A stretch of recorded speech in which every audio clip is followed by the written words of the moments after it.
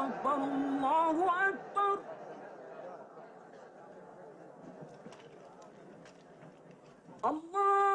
الله أكبر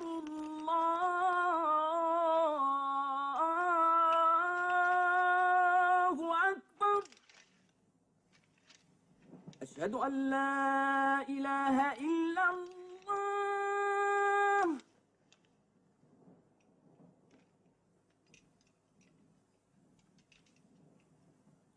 أشهد أن لا إله إلا الله.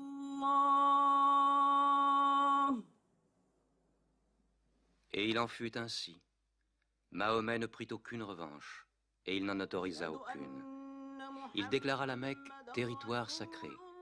Nul ne pourra y verser le sang, ni abattre un arbre, ni tuer quoi que ce soit de vivant à la Mecque. Bientôt, toute l'Arabie fut convertie. Non seulement à la nouvelle religion, mais aussi aux nouvelles lois, aux nouveaux usages établis par l'islam. Le prophète avait vécu le temps d'accomplir son œuvre.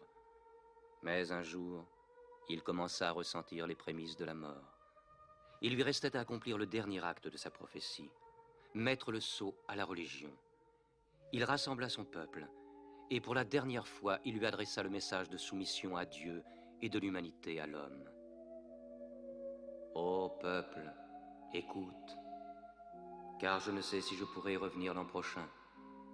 Tu partageras ta nourriture avec celui qui n'en a point. Tu le vêtiras comme tu es vêtu.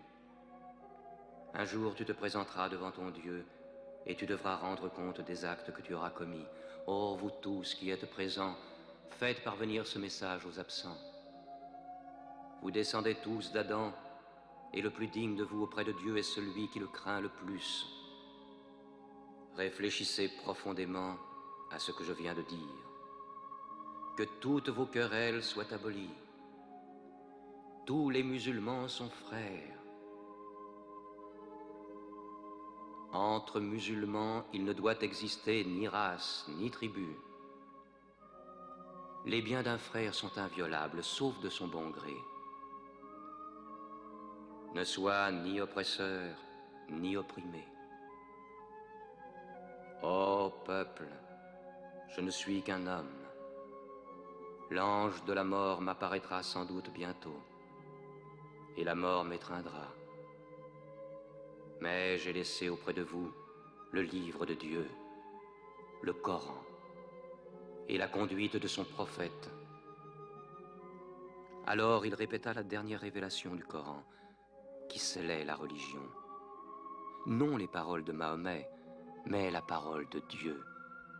Ce jour, j'ai parachevé votre religion, j'ai terminé ma mission auprès de vous, et je vous ai choisi l'islam pour religion.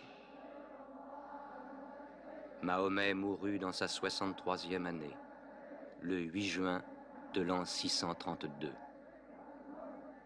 Bon nombre de ses fidèles refusèrent de le croire. Comment un homme comme lui pourrait-il mourir? Mais Abou Bakr, le compagnon du prophète, se rendit à la mosquée. Que celui qui adorait Mahomet sache que Mahomet est mort, mais que celui qui adore Dieu sache que Dieu est vivant et qu'il ne peut pas mourir. Mahomet fut enterré près de sa mosquée, à Médine. Mais la religion qu'il prêcha trouva sa place dans le cœur des hommes. Elle s'y fortifia, elle s'y multiplia.